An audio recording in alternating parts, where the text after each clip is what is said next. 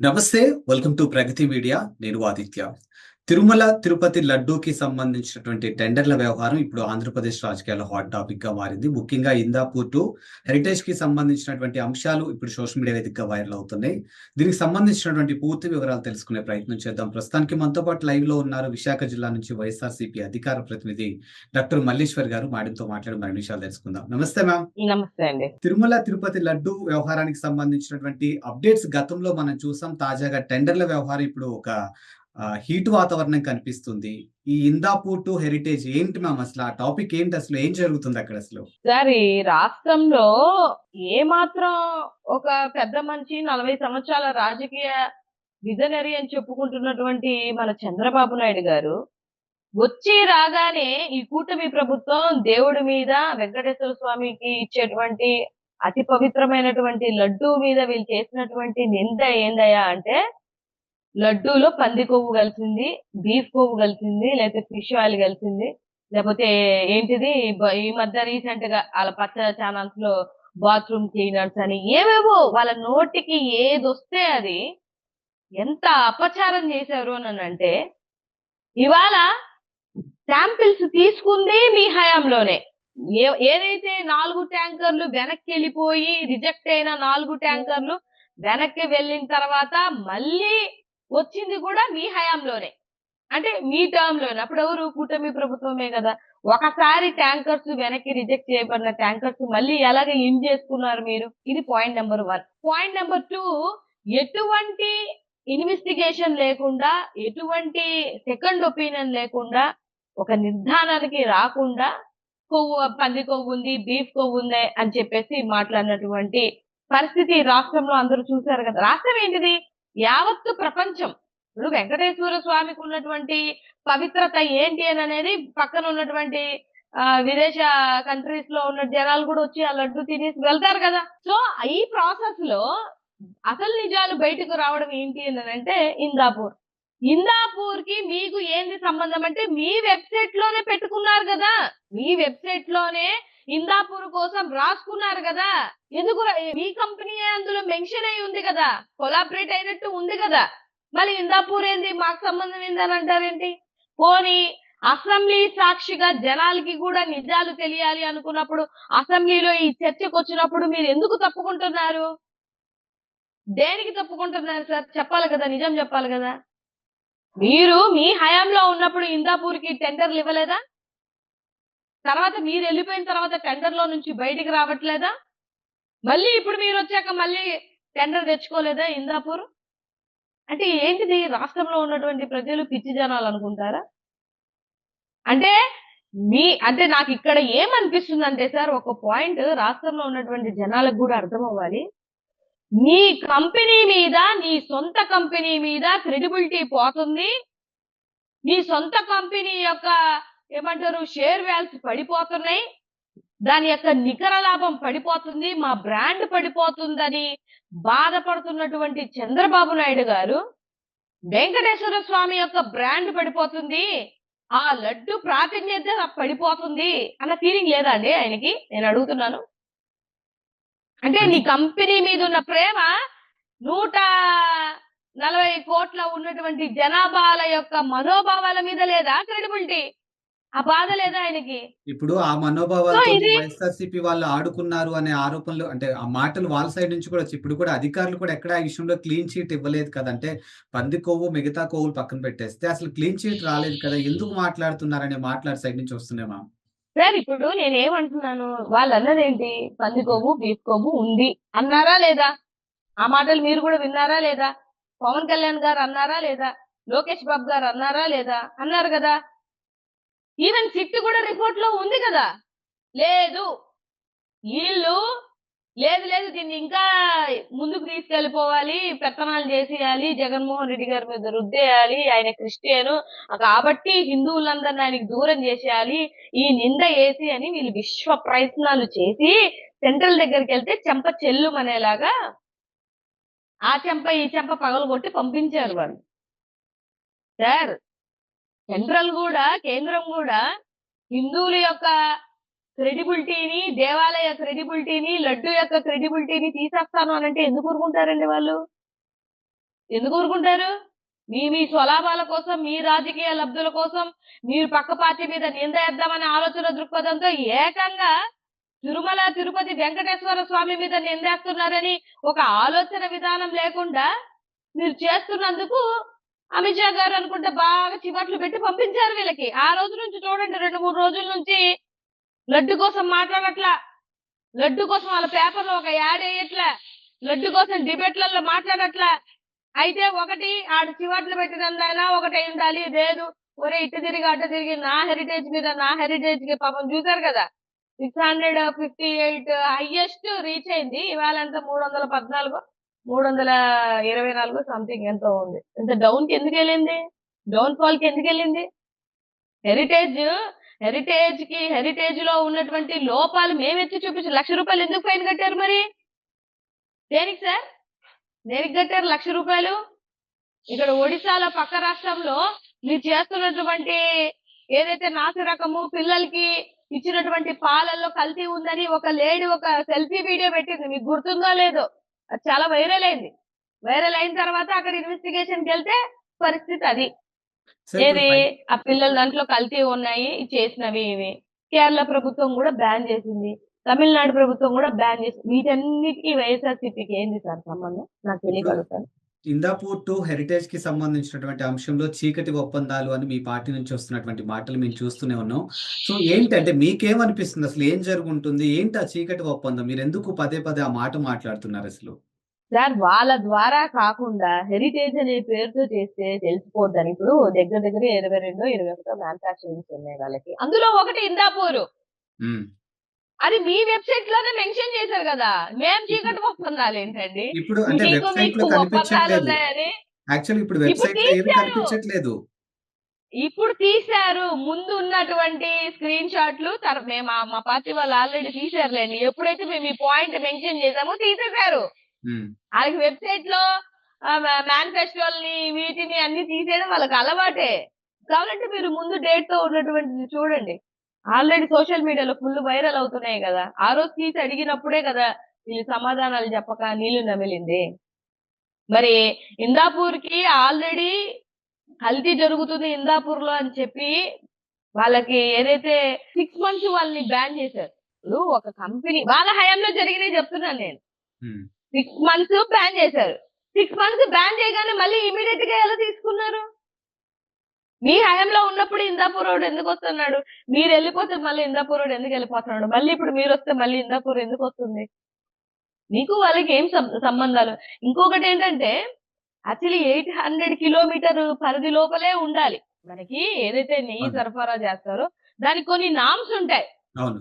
ఇది దగ్గరగా 858 సమ్ 860 ఏదో వస్తదని నామ్స్ కూడా మార్చి తెచ్చుకున్నారు. నామ్స్ కూడా మార్చి టెండర్ ఇచ్చారు వాళ్ళకి. ఎందుకు ఇచ్చారు? దేనికి ఇచ్చారు సార్? మీకే ఒప్పందాలు లేకుండా, మీకేం సత్సంబంధాలు లేకుండా మీరు ఎందుకు ఇచ్చారు అనేది నా స్ట్రైట్ క్వశ్చన్. ఇవన్నీ రాష్ట్రంలో ఉన్నటువంటి ప్రజలకి అర్థమైపోయాయి. తేటతెల్లం అయిపోయాయి. ఏదంటే దొంగ దొంగే దొంగ దొంగ అన్నట్టు మీరు చేసే దొంగతనం అది కూడా దేవుడి మీద నిందలేసి దేవుడి మీద రాజకీయం చేద్దామనంటే దేవుడే చూసుకుంటాడు. ఇవాళ మీ షేర్లు పడిపోతున్నారంటే ఆ వెంకటేశ్వర స్వామి చూశాడు. అందుకే పడిపోతున్నాయి. అండ్ రీసెంట్‌గా మనం చూసాము ఏపీ అసెంబ్లీకి సంబంధించినటువంటి బడ్జెట్ సమావేశాలు అవ్వచ్చు, లేకపోతే ఏదైతే సంక్షేమ పథకాలు వీటికి సంబంధించినటువంటి అప్డేట్స్ కూడా మనం చూసాము. అక్కడ కూడా ఒక రకమైనటువంటి హీట్ వాతావరణం కనిపించింది. సో ఏంటి మ్యామ్ అంటే దీన్ని ఎలా చూడొచ్చు అసలు? ఏం హీట్ వాతావరణం కనిపిస్తుంది సార్? అసెంబ్లీలో హ్మ్. 164 మంది వాళ్ళ వైపు ఉండగా ఒక్కరైనా ప్రజల పక్షాన మాట్లాడుతున్నారు ఎవరైనా? ఇదిగో ఈ సమస్య ఏంది ఇట్ట అన్నాడు. ఎవరు ఆయన అంబటి బాబు గారు. అది డిబేటా? హ్మ్. అది అవసరమా అసెంబ్లీలో? దానికోసమా మీరు చర్చలు పెట్టేది? అంటే ఆయన కూడా ఒకప్పుడు ప్రజాప్రతినిధి ప్రజలకి కదా మేడం. ప్రజలకి కాదు సార్.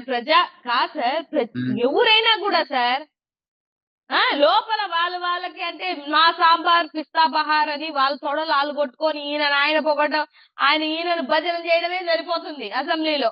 హ్మ్. లోకేష్ బాబు గారు తోపు, వాళ్ళ మనవడు తోపు, ఆయన ఇది అయ్యేందుకు? ఇండివిడ్యువాలిటీ ఏముంది అక్కడ? రాష్ట్రంలో ఉన్నటువంటి ప్రజలకి సంక్షేమం ఇచ్చారా లేదా? మీరు ఇచ్చిన సూపర్ సిక్స్ సక్సెస్ చేశారా లేదా? యువతకి జాబులు ఇచ్చారా లేదా? అవి కాకుండా 143 పథకాలు హామీలు, అబద్ధ హామీలు. 50 సంవత్సరాలకే పెన్షన్ ఇస్తానని చెప్పారు. ఇచ్చారా లేదా? వాటి కోసం ఏమన్నా బడ్జెట్ పెడుతున్నారా లేదా? ఇది కదా రాష్ట్ర ప్రజలకి కావాలి. ఉమ్. అవి వదిలేసి అంటే ఇప్పుడు మీరు జోలపాడినట్టు పాడుతూ కొంతమంది పడుకొని నిద్రపోతున్నారు. 164 మంది నిద్రపోతున్నారు. ఇప్పుడు ఇప్పుడు మీరు ఏమంటారు? నేనేమంటున్నానంటే సార్, సంక్షేమ పథకాలు ప్రజల్లోకి వెళ్ళట్లేదు అంటారా? ఇప్పుడు సూపర్ 6 సూపర్ హిట్ అంటున్నారు. ఉమ్, నాకు స్ట్రెయిట్ క్వశ్చన్, ఉమ్, సూపర్ 6 లో 2 పథకాలు, ఒకటి శ్రీనిధి ఆడబిడ్డకి నిధి అవును 1500 నెల నెల అవును ఇస్తున్నారా? నిరుద్యోగ భృతి 3000 ఇస్తున్నారా? ఇచ్చామని చెప్తున్నారు. నా బీజేపీకి సంబంధించినటువంటి ఎమ్మెల్సీ గారు సోమిరాజ్ గారు, ఓకే, బీజేపీకి సంబంధించినటువంటి సోమిరాజు గారు అన్నారు కదా, 1500 రూపాయలు ఇస్తున్నాం అని ఆయన కళ్ళు మూసుకొని మరీ చెప్తున్నారు. ఎక్కడ ఇచ్చారు? ఏ ఆడబిడ్డ అకౌంట్ లో పడింది? ఎప్పుడు ఇచ్చారు? ఇది ఒక శ్వేతపత్రం రిలీజ్ చేయమని చెప్పండి. ఎందుకు సార్, ఎందుకు అబద్ధాలు? ఎందుకు? మీరు చేసింది చెప్పుకోండి, తప్పులేదు.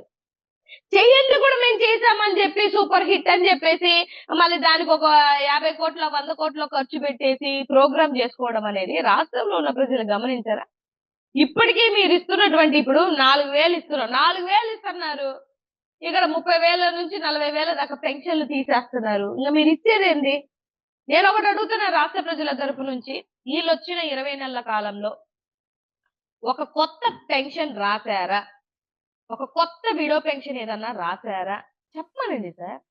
ఏది ఒక కొత్త పెన్షన్ రాకుండా జగన్మోహన్ రెడ్డి గారు ఇచ్చినటువంటి పెన్షన్స్ లోనే మళ్ళా సగం కట్ చేసి దీనికి మళ్ళీ మేము ఏదో 4000 ఇస్తున్నామని చెప్పి కొత్తగా ఇచ్చిందండి మీరు. ఇంకా సగానికి సగం కట్ చేశారు.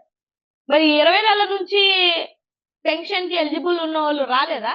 ఎవరు రాలేదా సార్? వచ్చుంటారుగా. మరి ఏది వాళ్ళకి పెన్షన్ ఏది? సో నేను అడుగుతున్నది ఏంటంటే, రాష్ట్రంలో ఉన్నటువంటి ప్రజలకి వాళ్ళకి అర్థమయ్యే విధంగా, వాళ్ళు ఏదో ఇచ్చానంటున్నారు.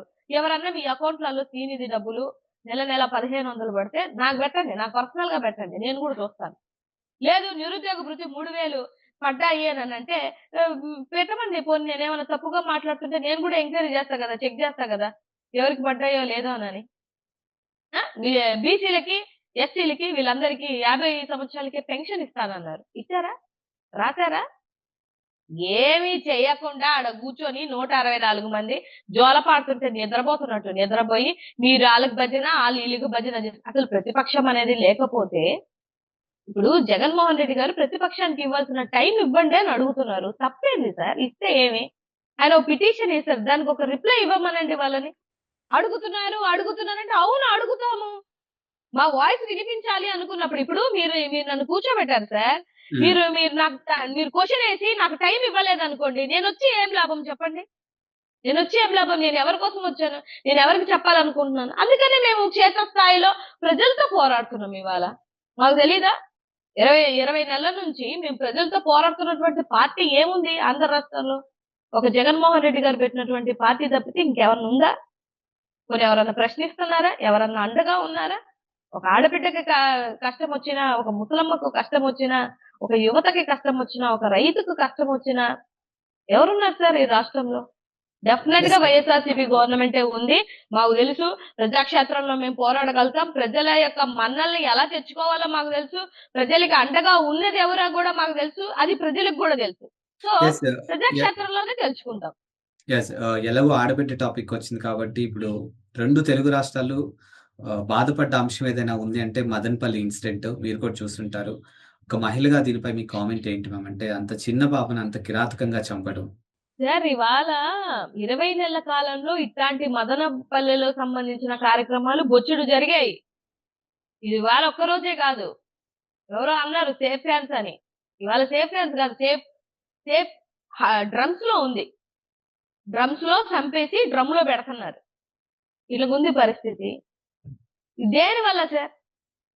వాడు దేని వల్ల అమ్మాయిని ఇచ్చేస్తుంటారు? రోజు జరుగుతున్నాయి కదా. వాళ్ళే లెక్కల ప్రకారం 16,800 అగత్యాలు ఇప్పుడు 10 నెలల క్రితం చెప్పారు. ఇప్పుడు దగ్గర దగ్గరగా గంటకి 4 రేపులు జరుగుతున్నాయి ఒక ఆడబిడ్డ మీద. 4 ఎందుకు జరుగుతున్నాయి? లా అండ్ ఆర్డర్ ఏడుంది? ఎవడు భయపడతాడు? ఇప్పుడు ఒక సమస్య జరిగినప్పుడైనా ఇంకొక సమస్య కన్నా భయం ఉండాలి కదా జనాల్లో. ఎక్కడుంది?